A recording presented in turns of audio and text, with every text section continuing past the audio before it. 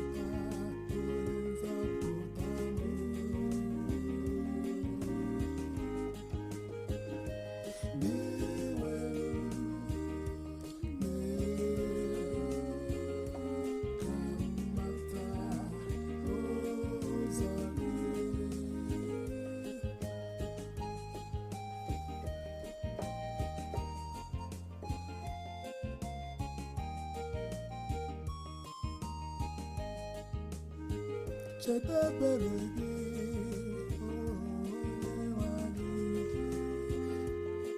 chetakwa ịhụnanya gị na-enweghị ube nke ị gosiri site na mgbe ochie. Cheta m n'ịhụnanya gị n'ihi ịdị mma gị.